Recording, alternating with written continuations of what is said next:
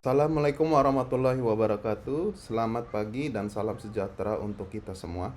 Jadi kembali lagi dengan saya Eko Firmansyah, mahasiswa pasca sarjana dari Universitas Budi Luhur.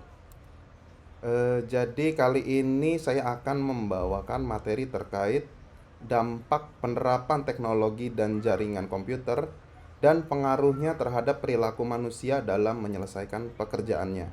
Nah, kali ini saya akan mengambil judul yaitu untuk tema ini ya, teknologi kriptografi dan pengaruhnya terhadap keamanan dan privasi tanda tangan digital. Studinya yaitu studi mendalam pada elektronik surat perintah membayar atau aplikasi ISPM. Jadi aplikasi ISPM ini diterbitkan oleh Ditjen Perbendaraan Kementerian Keuangan.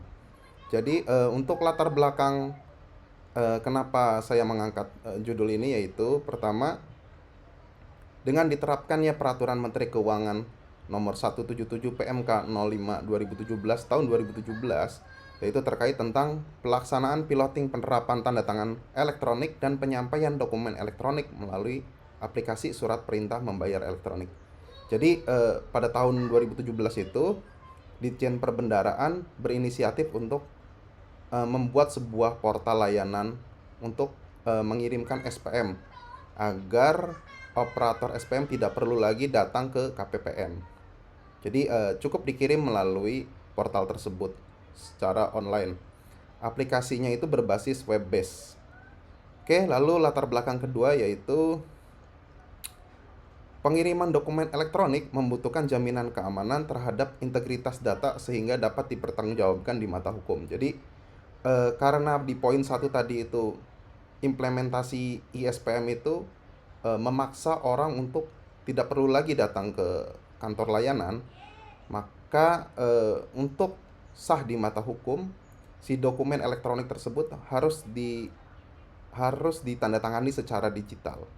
Nah, seperti itulah. Jadi latar belakang ini yang ketiga, ketertarikan penulis untuk menghubungkan dampak penerapan teknologi tanda tangan digital apakah akan mempengaruhi perilaku manusia. Jadi saya pribadi cukup tertarik ya dengan diterapkannya tanda tangan digital itu apakah perilaku manusia itu bisa berubah gitu. Khususnya dalam kegiatannya sehari-hari menyelesaikan pekerjaan. Oke, selanjutnya. Di sini saya menggunakan metode komparatif. Jadi metode perbandingan.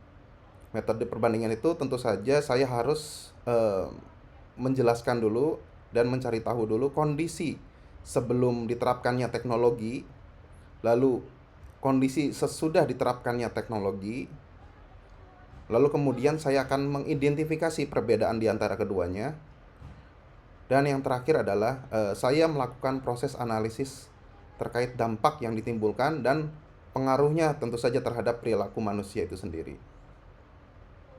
Di sini perlu saya jelaskan bahwa kondisi sebelum diterapkannya tanda tangan digital, proses bisnis penyampaian SPM adalah seperti ini. Jadi yang pertama, operator SPM itu membuat data SPM melalui aplikasi yang namanya SAS ya. Waktu itu aplikasinya masih desktop. Kemudian data SPM tersebut dicetak dicetak fisiknya yang kemudian diserahkan dari operator SPM tersebut ke pejabat penandatangan SPM atau yang biasa disingkat sebagai PPSPM. Lalu setelah ditandatangani secara basah berkas SPM tersebut, kemudian berkas tersebut diserahkan kepada kurir atau namanya adalah petugas pengantar SPM. Lalu kurir tersebut mengirimkan berkas ke KPPN. Nah, di KPPN dia harus melakukan antri tentu saja ya. Karena di sana ada loket penerimaan SPM. Nah, petugas tersebut harus antri di loket. Setelah antri nanti kemudian namanya dipanggil maju ke loket tersebut.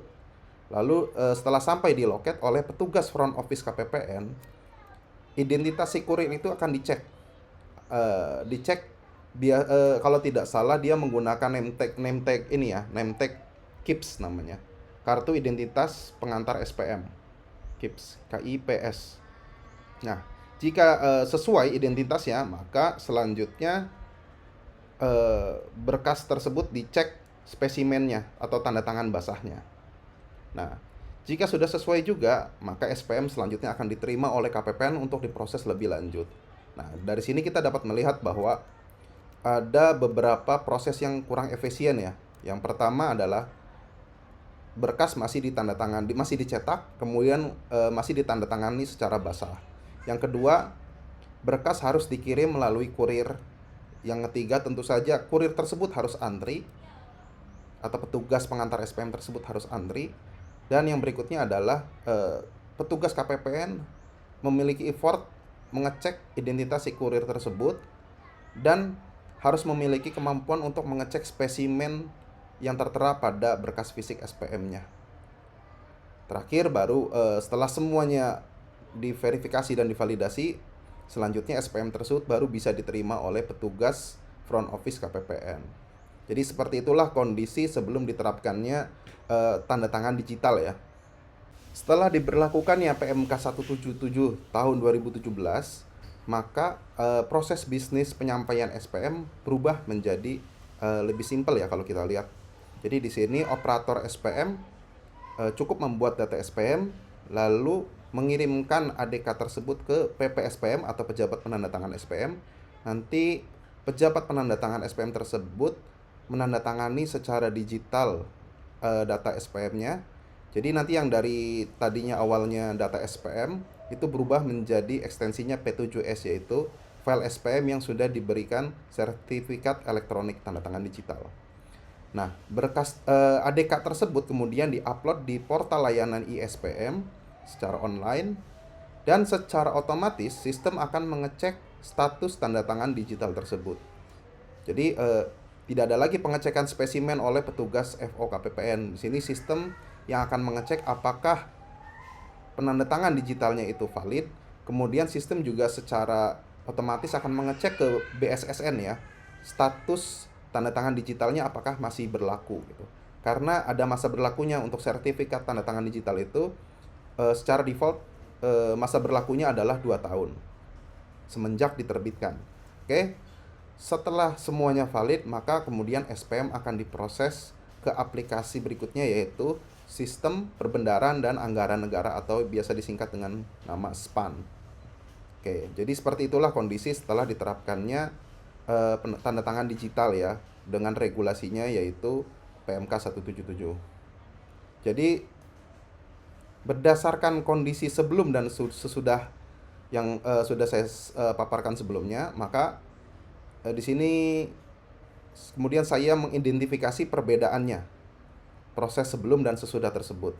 Di sini dapat kita lihat ya bahwa ada 6 perbedaan yang mendasar antara kondisi sebelum dan sesudah diterapkannya tanda tangan digital. Yang pertama adalah berkas fisik SPM masih dibutuhkan untuk dicetak. Nah, kondisi sebelum ini tentu saja masih dibutuhkan. Tetapi ketika sudah diterapkan ini tidak diperlukan lagi nih, karena tidak perlu lagi fisiknya. Karena kan sudah pakai tanda tangan digital. Jadi berkas fisik sudah tidak perlu. Kemudian nomor 2 di sini ada berkas fisik SPM masih harus dikirim oleh kurir. Karena masih ada berkas fisik di proses bisnisnya, maka otomatis berkas tersebut harus dikirim untuk dicek spesimennya. Sedangkan setelah menggunakan tanda tangan digital, karena sudah tidak ada lagi fisiknya, maka tidak perlu lagi ada mekanisme pengiriman dari kurir. Lalu yang ketiga adalah, nah ini, karena kurirnya tidak ada, otomatis loket dan antrian ini juga menjadi tidak relevan lagi, sehingga tidak dibutuhkan lagi. Oke. Lalu berikutnya, karena loket dan antrian tidak ada, maka pengecekan identitas kurir juga tidak dibutuhkan lagi nih. Untuk yang sesudah ya, kalau yang sebelum tentu saja masih perlu ya. Lalu yang kelima, pengecekan spesimen penandatanganan masih dibutuhkan. Nah, untuk yang sebelum ya, karena satu-satunya alat bukti yang sah di mata hukum yang waktu itu adalah spesimen basah tanda tangan si PPSPM-nya. Tetapi untuk yang sudah diterapkan tanda tangan digital tentu saja tidak dibutuhkan lagi, karena cukup menggunakan sertifikat tanda tangan digital sudah dapat dijadikan alat bukti hukum.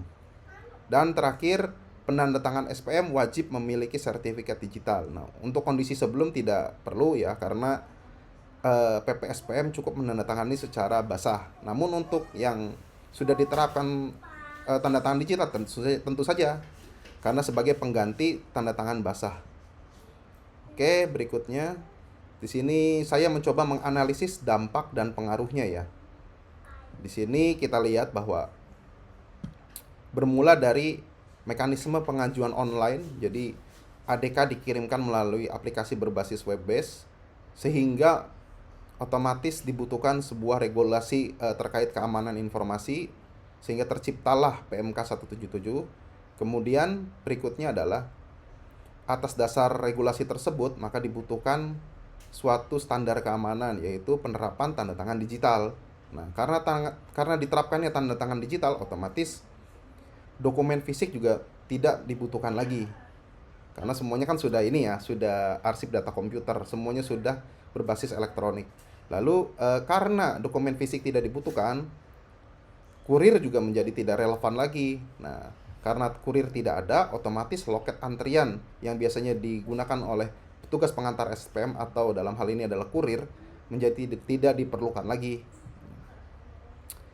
Karena tidak ada pengecekan spesimen basah maupun pengantar SPM atau biasa disebut kurir, maka otomatis tanda tangan digital ini menjadi krusial ya, karena menjadi satu-satunya alat bukti hukum yang sah. Nah, ini otomatis eh, hal ini menyebabkan kesadaran keamanan informasi dari penggunanya. Tentu saja ya, jadi karena satu-satunya alat bukti hukum, maka PPSPM dengan sendirinya akan eh, lebih berhati-hati dalam menggunakan aplikasinya, terutama keberadaan si sertifikat tanda tangan digital tersebut. Lalu perubahan atau peningkatan kesadaran keamanan informasi ini tentu saja terakhir yaitu merubah perilaku manusia yang biasanya dia mungkin sembarangan dalam mengakses aplikasi, sekarang menjadi lebih berhati-hati lagi. Seperti itu. Di sini saya mencoba untuk menghubungkan dampak penerapan teknologi tersebut dan pengaruhnya kepada perubahan perilaku manusia dalam menyelesaikan pekerjaan menggunakan hubungan sebab akibat. Seperti yang sudah tadi saya jelaskan sebelumnya ya. Di sini pengajuan secara online tentu saja membutuhkan keamanan sebagai pengganti tanda tangan basah. Nah, oleh karena itu, maka diperlukan regulasi yang menyediakan fasilitas tanda tangan digital yang sah di mata hukum. Nah, karena sudah menggunakan tanda tangan digital, maka dokumen fisik menjadi tidak perlu lagi. Karena dokumen fisik tidak ada, maka otomatis tidak ada yang perlu dikirim lagi oleh kurir ke KPPN. Nah, karena dokumen fisik tidak ada, karena tidak ada lagi kurir yang datang, maka keberadaan loket dan mekanisme antrian tidak relevan lagi. Nah, oleh karena itu, karena tanda tangan digital menjadi alat yang sangat penting, kesadaran pengguna terhadap keamanan informasi tentu saja akan meningkat dan mempengaruhi perilaku mereka sehari-hari dalam menyelesaikan pekerjaannya. Jadi, karena tanda tangan digital kita itu menjadi satu-satunya alat bukti terkait proses bisnis ini, maka otomatis dia akan lebih berhati-hati nih dalam menyelesaikan pekerjaannya. Seperti itu. Oke, mungkin itu saja yang bisa saya sampaikan. Terima kasih, mohon maaf atas segala kekurangannya. Assalamualaikum warahmatullahi wabarakatuh.